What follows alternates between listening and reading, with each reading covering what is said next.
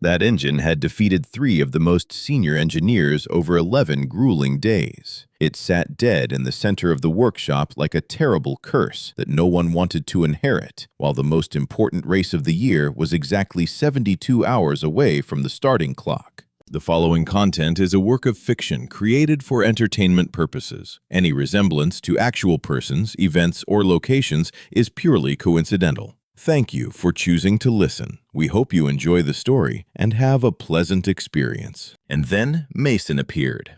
He was not assigned to fix it. He had absolutely no authority to touch it. He was merely a lowly maintenance mechanic, a single father, working his fingers to the bone in this noisy workshop just to keep his 6-year-old daughter fed and sheltered. But he silently sat down beside that engine in the dead of the night. He listened to it as gently and delicately as other men listen to the women they love, and he fixed it completely in just 8 hours. The following morning, Evelyn, the chief executive officer, called him to her office and fired him on the spot for unauthorized interference with company property. She had absolutely no idea that Mason himself was the one who had designed that magnificent engine.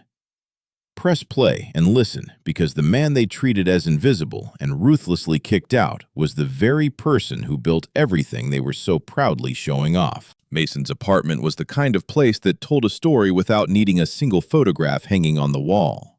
It was small, clean, and arranged with a precision that didn't stem from poverty, but from the habits of a man who had learned to carry only what was truly necessary.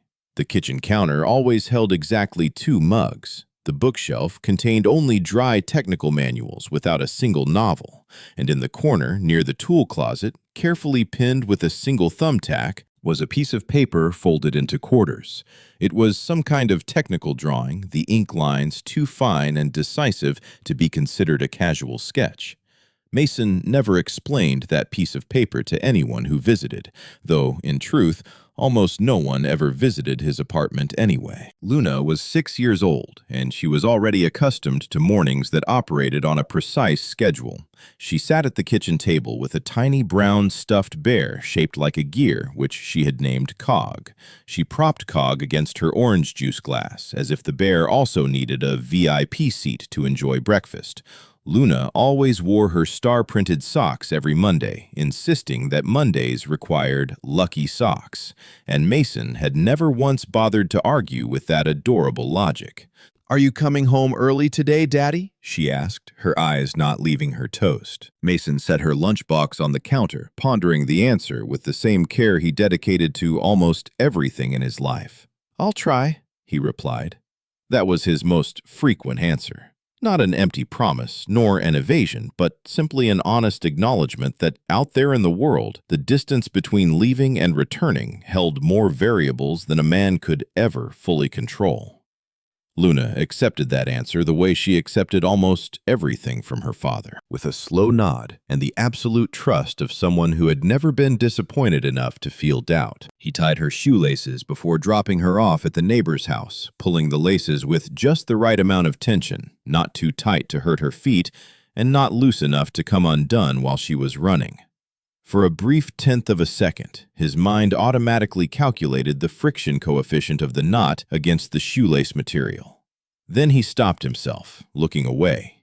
Just as a man quickly turns his face away when looking into a mirror he isn't ready to face in the early dawn. The Vortex Motorsport Corporation took up 4 entire city blocks on the east side of the industrial district. It was a dazzling complex of glass and steel that the late chairman Richard Vance had built from a shabby workshop driven by a stubborn refusal to accept the prejudice that American racing couldn't compete with European mechanical engineering. Now this company was worth $2 billion, employed 412 people, operated across 6 countries, and had won more championships than its founder had ever dared to say out loud. Evelyn Vance had inherited this empire 18 months ago, just 2 weeks after her father passed away. At the time, she was only 28 years old and was still struggling to learn how to be the woman in a room where everyone silently waited for her to speak first. Mason had joined the company 3 months ago. His resume listed a mere 9 years of general maintenance mechanic experience, 2 verified references,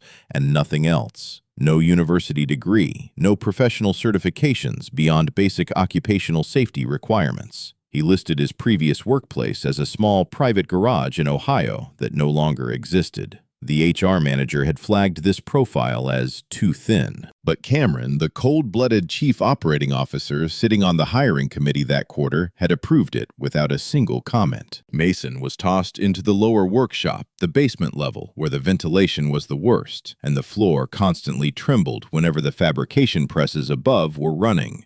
It was the kind of position that skilled mechanics would usually apply to transfer out of within 3 months. Mason requested nothing. He arrived, completed all his assigned tasks, and spent his rare, quiet moments walking the perimeter of the ground floor. He gazed at the race cars the way people look at old family photographs. His colleagues started calling him the quiet one, then the silent guy, and finally just that guy on level 2, because he rarely opened his mouth, and if he did, it was almost always to discuss a technical issue, never uttering a word about himself. But occasionally, when he pressed his palm flat against the body of a car and briefly closed his eyes, much like a doctor placing a hand on a patient's chest to feel what medical instruments cannot fully translate. A strange expression flickered across his face that no one in that basement could accurately name. It wasn't concentration. It was more akin to recognition. The crisis knocked on the door on a Monday morning. Isaac, the 45-year-old lead engineer, a prestigious MIT graduate with 20 years of competition-level mechanical experience, slumped slowly into his chair and didn't say a word for almost a full minute. The GT7's fuel injection system had failed in a way that completely did not exist in any technical manual in any version from any manufacturer. The error lay in the tertiary pressure delivery sequence, a cascading malfunction that the diagnostic software deemed impossible based on the current system configuration. That was the software's way of admitting it was completely blind to what was happening. Isaac had sweat blood over it for 3 straight days. 2 external consultants rushed in from the German manufacturer, had also examined it, whispered to each other in deep voices, and then hurriedly flew back to their country without offering a single solution. On Wednesday afternoon, Cameron called an emergency meeting. His voice in those meetings was always the same, decisive, controlled, and carrying a faint undertone of patience reserved for those who couldn't keep up with his pace of thought. The options, as he outlined them, were to postpone entering the race or substitute another car. Both choices would burn money. Both choices would trample their reputation. The only remaining question was how much of each loss the company was willing to bear. Neither option, Evelyn spoke up. She said it softly, without raising her voice, exactly the way her father used to end a debate. Cameron looked at her a little longer than necessary, then scribbled something in his notebook. Down in the basement workshop, Mason had heard the entire conversation through the ceiling ventilation grate. He was sitting on an overturned wooden crate, holding a cold cup of coffee, staring vaguely at the ceiling. When the voices above fell silent and the meeting ended, he remained motionless for a long time. Then he muttered softly, a voice too quiet for anyone to hear. "Tertiary pressure valve, secondary seal ring. They've never read the original drawings." That evening, while he was reading her a picture book about machines, Luna suddenly asked why gears needed each other. He paused longer than a child's question usually required. Then he said, "Because if it stands alone, a gear is just a piece of metal. But when they mesh together, that is when they create motion." Luna considered this with a very serious expression, adjusted her grip on Cog the bear, and drifted off to sleep within 4 minutes. Mason sat beside her for a while after her breathing steadied. He took the picture book out to the kitchen table, flipped to the blank last page, and began to draw. Not slowly, nor hesitantly. His hand glided across the paper with the speed and precision of someone copying a poem they had known by heart for a long time. The lines were fine, highly technical, and absolutely exact. He worked intently until midnight without ever looking up. At 2 a.m., he drove back to the center. His Level 2 access card worked smoothly on the building's entrance. He was on the overnight maintenance roster, and the card didn't distinguish between accessing the basement and the upper workshop. The area housing the GT7 was blocked by yellow tape and a sign that clearly read, "Restricted Area. Authorized engineers only." Mason calmly stepped over the tape without breaking his stride. He didn't bring any special tools. He opened his standard toolkit on the floor right next to the car and began dismantling from the outside in. He removed the panels in a sequence not documented anywhere in the current maintenance protocols. Because the current maintenance protocols had drifted 3 generations away from the original design logic, he worked entirely from memory. Not the flickering memory of an apprentice trying to recall a procedure, but the brilliant memory of the one who had mapped out that procedure from day one. The tertiary pressure valve housing came apart easily, as if it were born to rest perfectly in his hands. He found the secondary microseal ring, a component so delicate and specific that it didn't exist in any parts catalog in the company's inventory system. The reason was that Mason had personally fabricated and added it to the physical assembly right before the first test run, and he had never gotten around to formally documenting it, planning to do it later. That later had never come. He replaced the damaged seal with a cross-referenced component whose part number he knew by heart. He reassembled the valve in reverse order and conducted a manual pressure check using the mechanical gauge hanging on the wall, a gauge that most of the current engineering team didn't even know how to read because it predated the digital diagnostic system by 15 years. At 6:47 a.m., the GT7's engine roared to life and ran smoothly. The idle RPM was smooth and deep. The pressure readings were accurate to the millimeter. Mason wiped his hands on a shop rag, packed up his tools, and strolled back to the basement workshop to start his normal shift. Dominic found him there at 7:15 a.m. The 58-year-old workshop chief had the build of a man who had spent 4 decades lifting things that were too heavy, yet stubbornly refused to admit it. And on his face right now was an expression Mason hadn't seen in a long time, the look of someone who had just confirmed something they had always suspected, unsure whether to feel relieved or terrified. Dominic didn't say a word. He looked at the GT7 resting peacefully on the upper floor. Then he looked at Mason, then back at the car. Mason caught his eye. A tiny, almost invisible nod was exchanged between the two men. Dominic turned and walked away in silence. At 7:30 a.m., Isaac ran the entire automated diagnostic suite. He stood still for a long time, staring at the results on the screen. Every pressure indicator was at optimal levels. The fuel distribution variance was at 0.01% of factory specifications, lower than any level this car had ever recorded in real-world testing. He had to call 2 team members over to confirm that he wasn't misreading the screen. They confirmed it.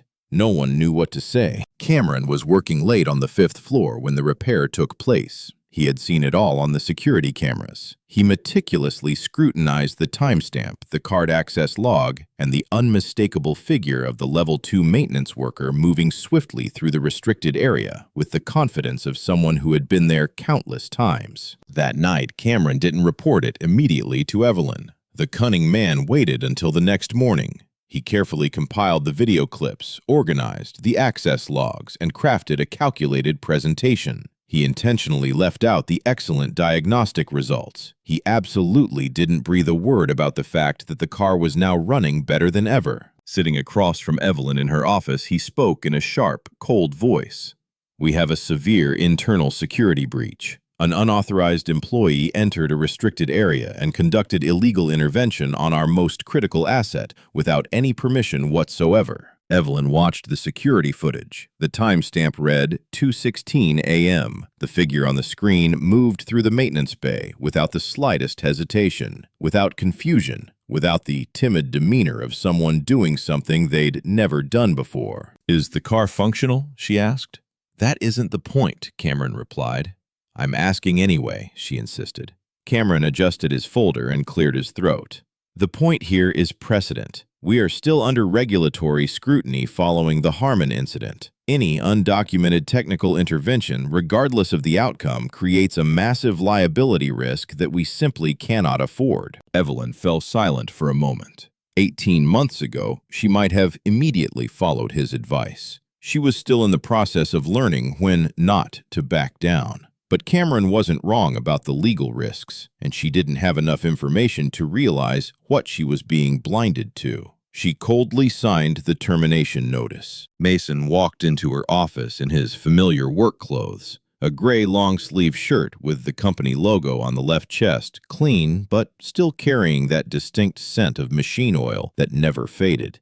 He stood tall in front of the desk without sitting down. As he entered, his eyes swept across the room for a moment, a habit so fast it was unnoticeable, and paused for less than a second on a large photograph hanging on the left wall. It was a picture of the first GT Series car, the vehicle that won the 2015 championship, taken in victory lane with confetti falling and the team surrounding it. In the bottom left corner of the original photograph, too small to see from where Mason stood, was a tiny technical mark, 2 initials and a date. They were written with the exact same absolute precision that had filled the last page of baby Luna's picture book the night before. Evelyn placed the tablet on the desk, the security footage on the screen. "Can you explain this?" "I fixed the engine," Mason replied. "You didn't have authorization to do that. The car works now. That is not what I asked you." Cameron, standing to Evelyn's left, spoke up with his familiar, mocking, even tone. "Do you understand how much that car is worth? Do you hold any technical certifications relevant to that complex system? Exactly what gives you the right to touch it?" Mason didn't even spare Cameron a glance. His eyes remained locked on Evelyn. "Do you want the car to run on the track?" he said. "Or do you want your paperwork to be perfectly clean?" The question hung in the quiet air. It wasn't rude. It wasn't defiant. It was simply the most naked translation of what he was asking her to choose. And it was the kind of question that had exactly one honest answer. But if she chose that honest answer, she would have to explain why she was still firing him. Evelyn looked down at the desk. Cameron placed a hand gently on the back of her chair, a casual, almost invisible touch, and she looked up. "I'm sorry, Mason. Your actions severely violated safety protocols within the scope of your position. We have decided to terminate your employment contract, effective today." Mason remained silent for exactly 3 seconds. Then he slowly buttoned the top button of his shirt, showing no rush, and looked at her one last time. "Before you put that car on the track this weekend," he said, his tone no louder than a gentle suggestion, "you should read the original design drawings for the GT7, not the current version, the original ones, if the company still has them." With that, he turned and walked out. Cameron watched the door close. His hand, which had been resting lightly on Evelyn's chair, pressed hard into the upholstery for a moment before letting go. Below the window, through 15 floors of glass and steel, the GT7 reigned in its bay, carrying an engine that was singing the exact melody it was born to voice. Evelyn stood there looking down at the car for a long time. After Mason left, she told herself she was deliberating over liability protocols. But in truth, her mind was clinging to the phrase he used, the original, and the specific weight he had placed on it. It was the way a person puts weight on a word that holds more history than the word itself can bear. That afternoon, he picked Luna up from the neighbors at 3 p.m. She was sitting at the kitchen table with a doodle of what appeared to be a robot made entirely of circles. Hearing him come in, she ran to the door. "You're home early," she said, her wide eyes full of the pleasant surprise of someone receiving an unexpected gift. "I don't have to work anymore," he said softly. Luna looked up at him. "Are you sad, Daddy?" He crouched down to her eye level, the way he always did when he had something truly important to say. "No, sweetie, but we're going to find a new place." "Will the new place have cars, Daddy?" He almost smiled. "There are cars everywhere, sweetheart." She nodded solemnly, entirely satisfied with that answer, and went back to her unfinished robot drawing. Mason cooked dinner, watched her eat, read to her, and patiently waited until she fell asleep before picking up his phone. He dialed a number he had deleted from his contacts 3 nights ago. He didn't need to save it because his brain had the ability to remember everything without trying. 4 rings. Then a deep, familiar voice answered on the other end, carrying the weight of a man who had been waiting for this call for a very long time, never sure if it would come. "I knew you'd call eventually," Dominic said. "The car told on you." The race weekend passed quickly. The GT7 executed every lap flawlessly and finished in second place. Vortex's most brilliant achievement in 9 years. The pit crew screamed in joy. The engineers hugged each other in celebration. Camera flashes fired continuously. Statistics were dissected, and future projections were quickly adjusted upward. Evelyn stood at the edge of the pit lane, amidst the blinding lights and deafening noise, but she didn't feel the joy of victory completely. One hand was in her jacket pocket, her fingers toying with her mobile phone. Her mind drifted to a drawing she still hadn't found.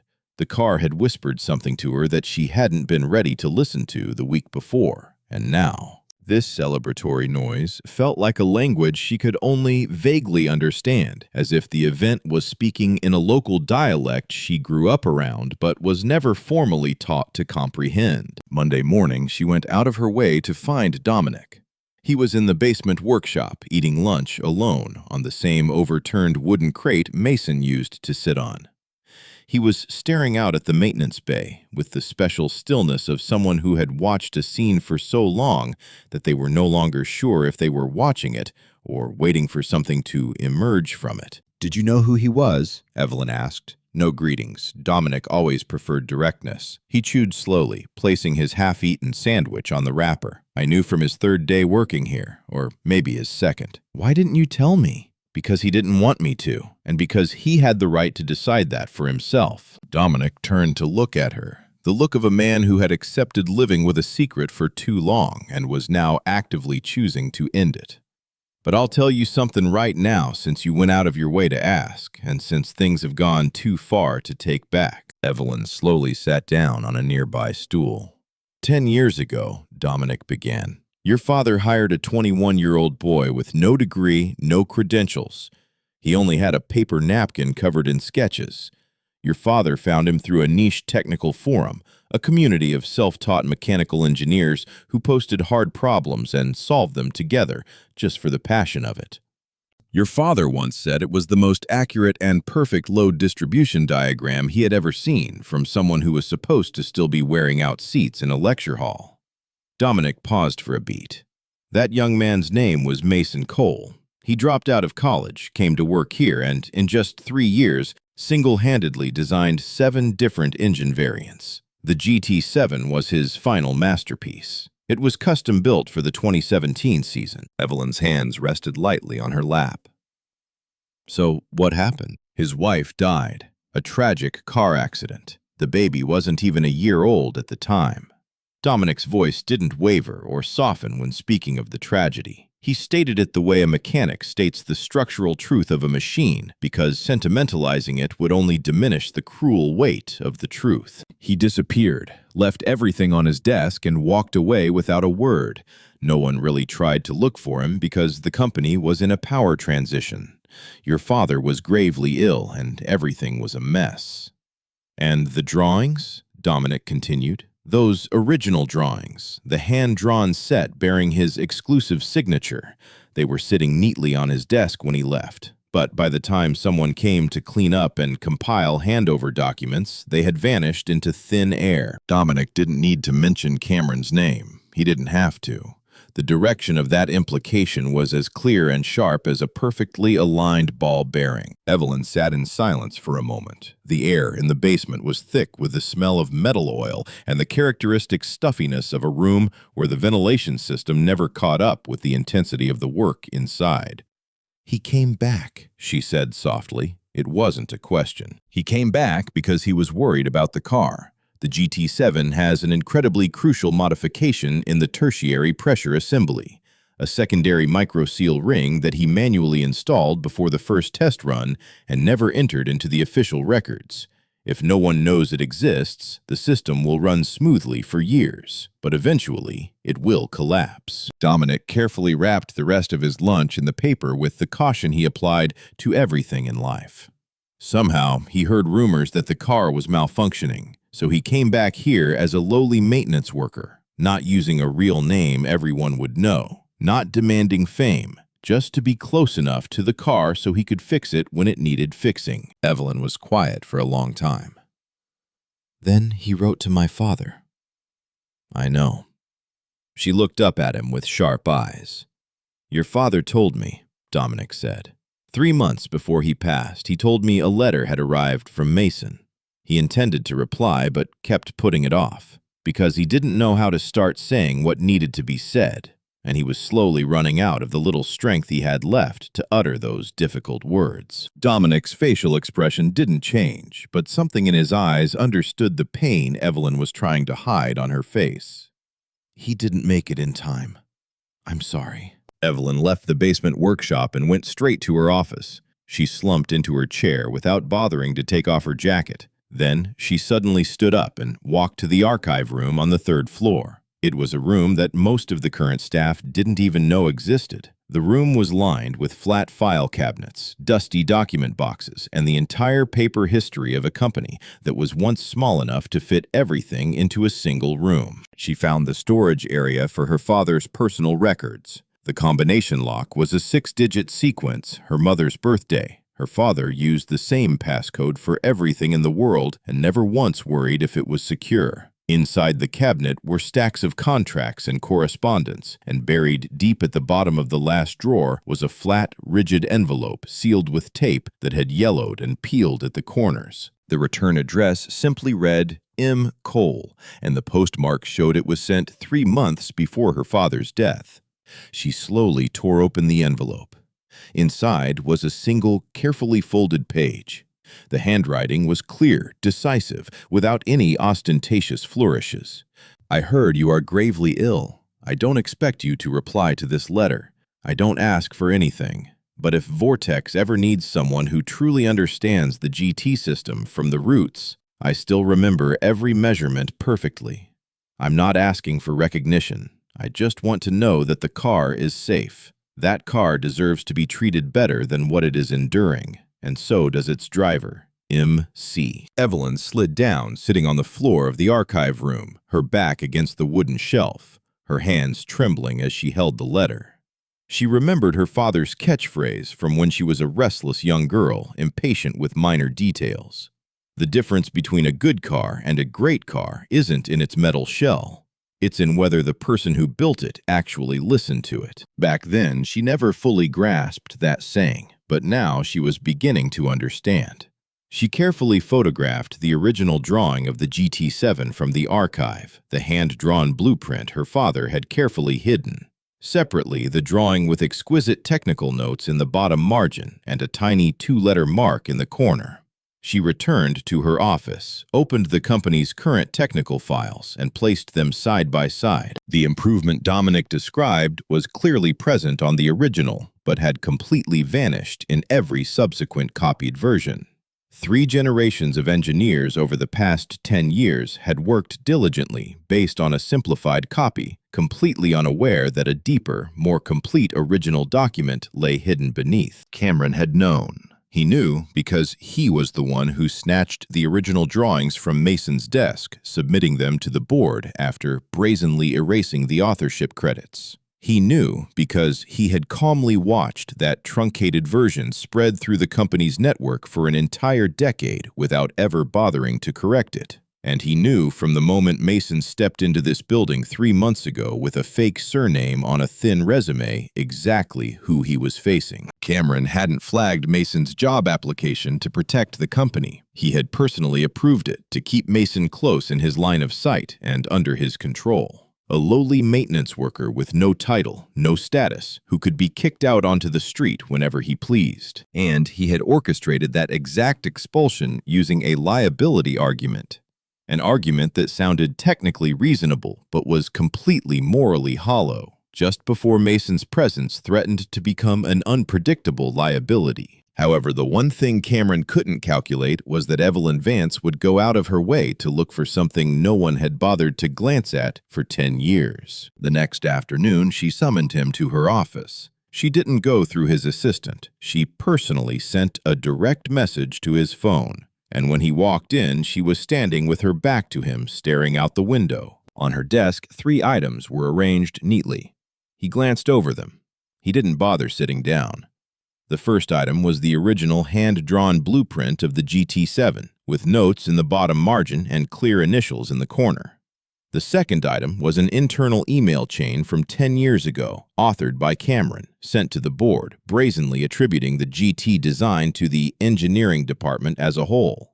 And the third item was a yellowed, crumpled paper napkin. It had been carefully smoothed out, bearing a pencil sketch of a pressure distribution diagram, along with the same two-letter mark. Dominic had secretly kept it tight in his wallet for 10 years in the way true men cherish evidence of a truth that must never be forgotten. The licensing agreement with the German group, Evelyn said, her eyes still fixed out the window. It is terminated. The intellectual property of the GT design cannot be licensed by Vortex because the original authorship was never legally transferred. The true author never signed any transfer agreement because no one ever put it in front of him, because no one at this company ever acknowledged that document existed. She slowly turned around facing him. You have 48 hours to consult your legal counsel. Cameron's voice emerged, still maintaining a terrifyingly calm facade. He abandoned his job. He walked out on his own. This company was the one that developed, refined, and manufactured it. He left because his wife died, and he was only 21 at the time, stewing in lonely agony with a newborn baby. Evelyn's voice didn't rise. It just lowered, hardening, exactly the way her father's voice used to resonate when delivering a final, unalterable verdict. And he came back here not begging for a dime and single-handedly fixed the car that would have killed our driver if no one found the flaw. I will not continue this conversation with you. Cameron left. He didn't utter another word of protest. The office door slammed shut behind him, carrying the gloomy silence of a man who had calculated all remaining moves and bitterly realized they were all useless. There would be tense meetings with lawyers. There would be negotiations over legal jargon and document reviews. But the undeniable truth was already settled, not by a board of directors, a contract, or a termination paper, but by a crumpled napkin, a broken seal ring, and a man who returned to hell for one sole purpose: to stop a car from taking a life on the track. Evelyn stood rooted by the window for a long time.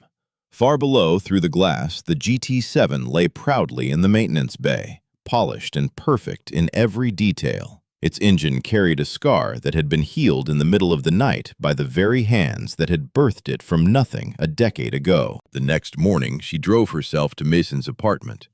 When she rang the bell, the door was opened by a tiny girl wearing gear-printed pajamas, holding a stuffed bear upside down by one ear. "My dad is fixing my car," Luna chirped, instead of a greeting. Through the crack in the door, Evelyn could see Mason sitting cross-legged on the kitchen floor. In front of him was a toy car taken apart into many pieces, and in his hand was a miniature screwdriver.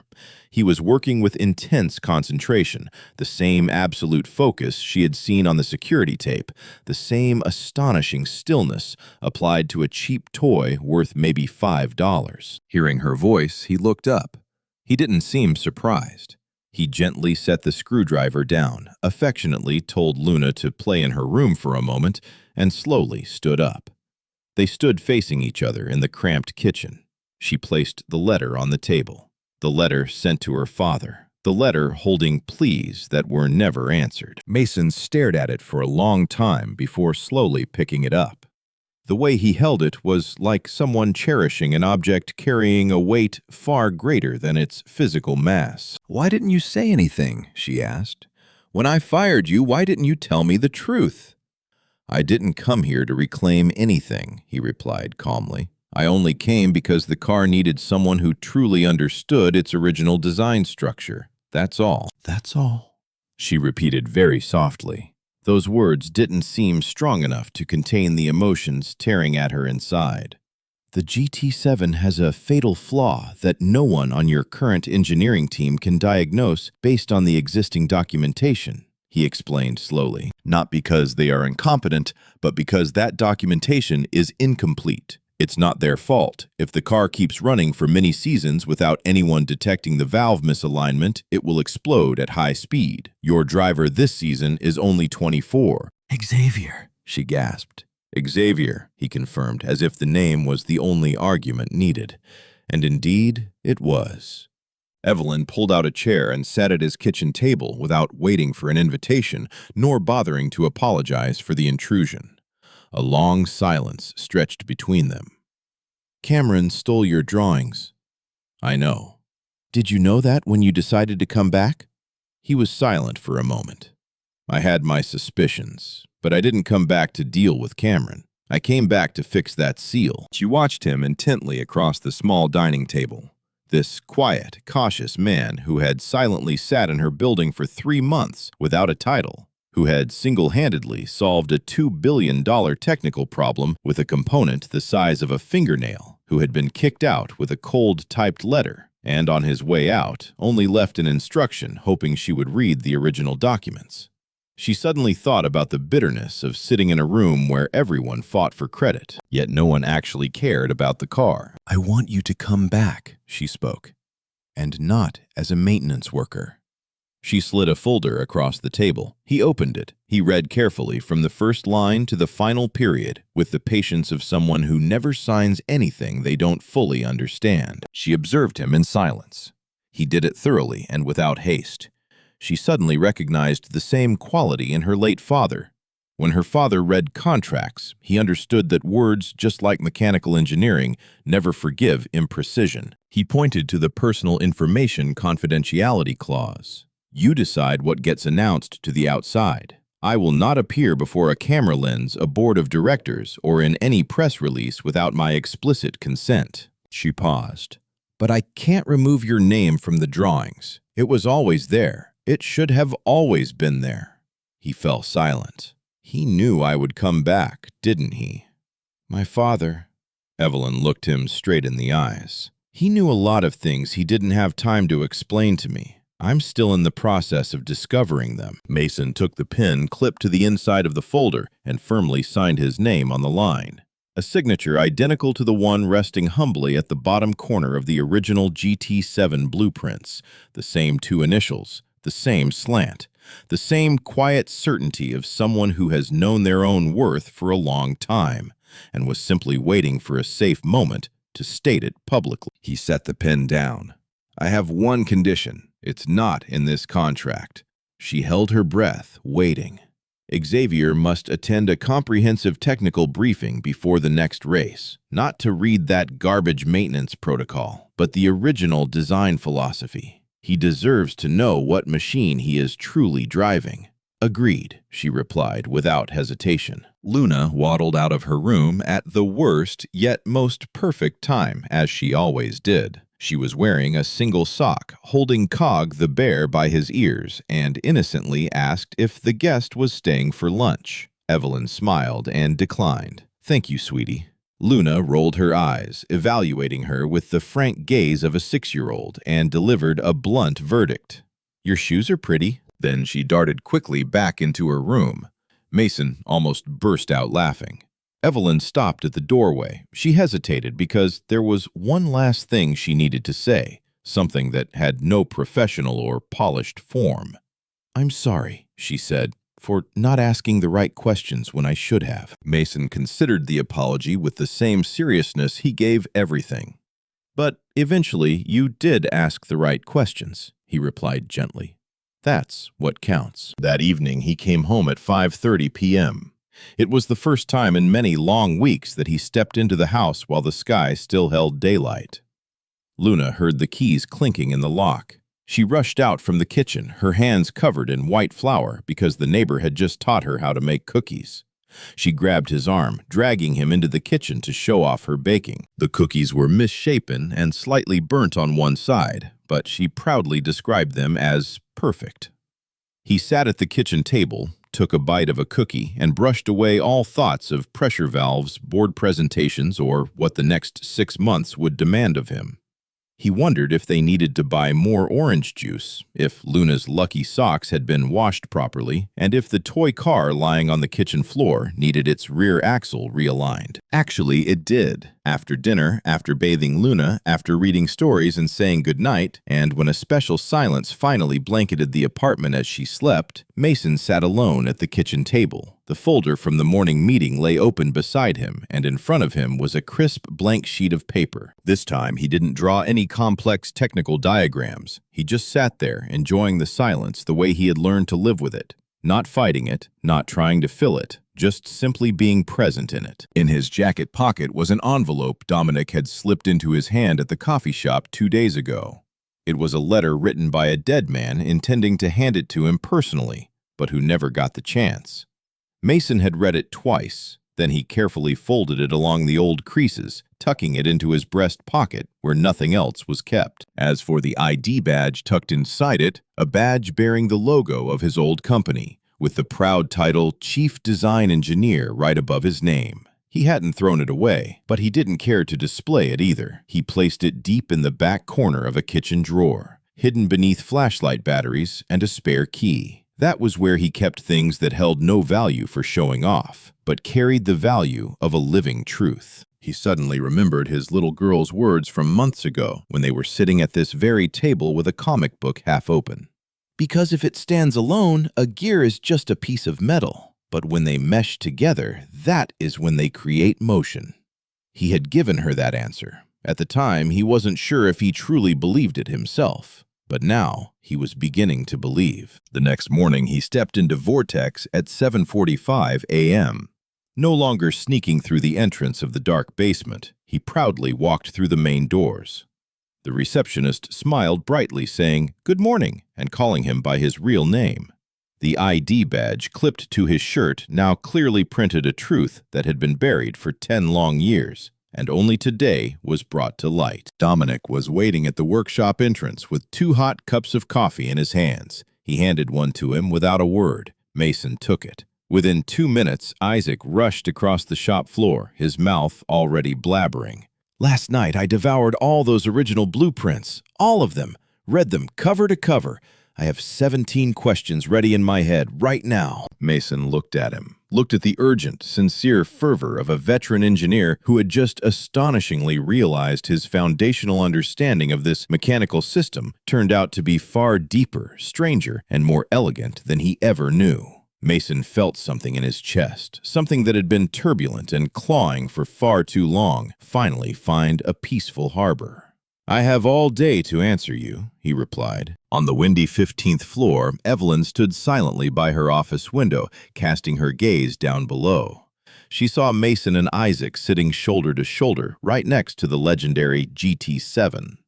A brand new set of blueprints was spread wide between them. Both men leaned over the pages, carrying the passionate posture of people working together to create something great. In her hand, her phone lit up. An email had just arrived this morning from a representative of one of the continent's largest racing organizations. They had observed the GT7's impressive performance the previous weekend. They were very interested in discussing a technical partnership. They expressed a desire to arrange a meeting with her design team at the earliest possible convenience. She quickly typed a response.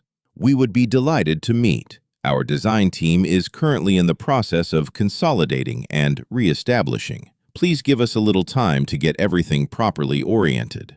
She hit send, placed the phone face down on the desk, and turned her gaze back to the window below. The workshop was bustling, filled with familiar noises. The sharp clanging of metal, the piercing shriek of the alignment machine, the deep hum of a machine being tested, tuned, and tested again. But hidden beneath all that chaotic noise, if you were refined enough to stand in the perfect spot, and if you were the kind of person who didn't care for boastful clamor, but only listened to find a true reality, you would hear the roar of the GT7 engine. It was running smoothly, exactly the way it was always designed to run, the way it always had the capability to achieve. Steady, absolutely perfect. And finally, after 10 years buried in silence, it had been placed into the hands of someone who understood its every breath with all his heart.